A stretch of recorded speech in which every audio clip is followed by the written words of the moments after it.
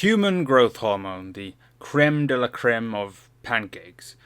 Everybody talks about it as a panacea of supplementation alongside any sport. It cures everything and makes you the most elite of all athletes ever.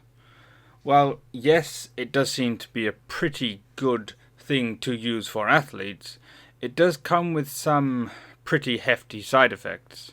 In this first video, I'm going to go into some of the negative qualities of growth hormone use/abuse, and then in the next video, I'll go into the more positive qualities that it brings. So let's get into it. So what does it do? Well, it makes you big and lean and a training machine, although there is some nuance there. HGH can help you grow new muscle tissue at a much faster rate than normal, but that tissue is not immediately useful. It's not quite the same as traditional steroids, which mostly develop existing tissue, so they grow what you already have. Growth hormone actually stimulates the growth of entirely new cells through hyperplasia, which can be later developed. It's very fresh and raw material to work with, and you do not get immediately stronger just from having it. So you will have to train that new muscle to be useful. But this is why people you see taking growth hormone have a much greater capacity for size than someone taking only steroids. So then the training. Someone on HGH has a much greater ability to recover from training. The rate and quantity of fuel and nutrients being pumped around the body is greatly enhanced. So you will often see people using HGH being able to do huge amounts of volumes in the workouts and then recover and come back the next day for more of basically the same thing. A natural athlete's diet and rest may be absolutely dialed in to a T, but even this perfected person cannot compare to the trainability of the ultra-enhanced athlete. What about leanness? Well, yes, HGH does help to reduce body fat and increase muscle tissue, so the visual impact of this is going to look much greater than the actual numbers on paper may be. But one of the main side effects of HGH is that it encourages the body massively to retain water beneath the skin, also known as edema. And the edema may work inversely with the reduced body fat to create a smoother and more bloated appearance. And a lot of these effects can be manipulated and controlled with directed and sensible use of the hormone, so being bloated is not necessarily a requirement for using HGH. Let's take a look at some other telltale signs. Everybody's favorite, acromegaly. Acromegaly typically comes from an excess and prolonged use of HGH, meaning you have used too much for too long and the body has adapted to what it thinks it should be for these new levels, just the same way that a growth hormone deficient patient's body adapts when growth hormone is introduced, which is the purpose of using it medicinally. Acromegaly is a growth and thickening of the bones and other structural tissue in the body. You don't get taller because lengthwise your bones' growth plates have fused at the end of puberty. So you can't get taller, but you can get wider and thicker. Thicker fingers, jaws and toes, tendons too may hypertrophy, but essentially anything with the capacity to grow will grow with human growth hormone because that is what it does, including a whole host of nasty things like cancer. Acromegaly, as well as being generally considered to be anesthetic, has some more physical issues, for example nerve compression. Just like with carpal tunnel syndrome, which is where you apply pressure to the channel where these bones pass through, with the bones thickening, the small channels and passageways around your limbs where nerves fit through nicely become more and more constricted. So in places like the elbow and the wrist, especially for arm wrestlers who abuse and hypertrophy these areas especially, nerve entrapment, pinching and damage are a real threat in regards to growth hormone abuse. And from this nerve damage, signals to and from the muscles in the body may become impaired, so weakness in these muscles is a real side effect possibility of using growth hormone. So things like nerve flossing to free up the pathways might be very useful for arm wrestlers in general, but especially those abusing growth hormone. HGH can also produce excess SHBG, which is a hormone that inhibits a person's access to androgens and estrogens in the bloodstream as a protective barrier. But for the person seeking access to extra androgens, having this barrier may impair them, and they may be forced to abuse even higher levels of androgens to receive the same level of effect they would normally with a lower dose. And in combination with this suppression of androgens and estrogens, the libido and general demeanor of a person may be reduced and flattened, and they will generally just feel low.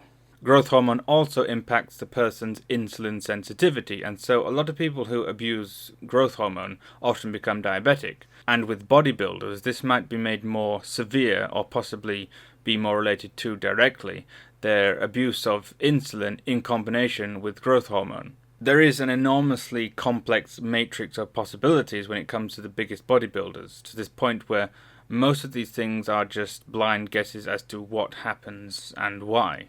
One of the more visually apparent effects of growth hormone, and this is entirely my own conjecture, I haven't seen anybody mention it really, but all of the pieces seem to fit together to point to it being accurate.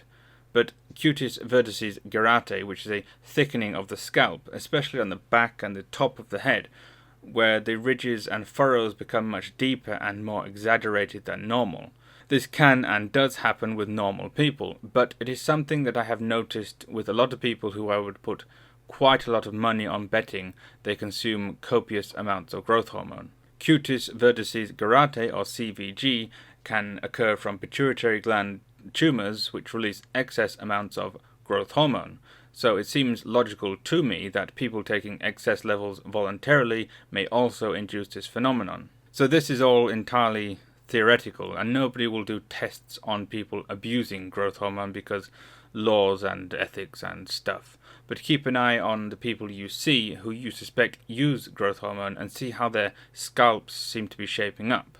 As to aging and general cell processes, growth hormone works to mediate these and generally keep things ticking over at the standard rate. But with this excess amount, this rate increases, which is one of the reasons why the growth of muscles and tendons that we want happens so well with growth hormone. But it also makes the other processes more rapid too, so people basically age and undergo development faster than normal. So growth hormone, despite the aesthetic qualities it might imbue, like skin and hair quality, strength and leanness, can actually create a paradoxically unhealthy but seemingly entirely healthy specimen. Externally they might be a picture of health and youth, but inside they are filled with tumours and diabetes and nerve damage and all sorts of general age-related issues. So, to recap, some things you might notice about a growth hormone abuser: increased size and leanness, although this might come without the increased strength that you would expect normally with this development of muscle tissue. Edema, which is holding water beneath the skin, giving a bloated appearance. Acromegaly, increased bone thickness like fingers and jaws and general overall width. Nerve damage due to hard and soft tissue growth restricting the passageways through which nerves pass through. A need to use extra high amounts of androgens for an effective benefit, which invites all of the side effects without the advantages that you would expect. Insulin sensitivity issues, potentially full-blown type 2 diabetes without the usual diet or sugary diet associated with it. Cutis verticis gyratae, or excessively deep skin folds on the top and back of the head.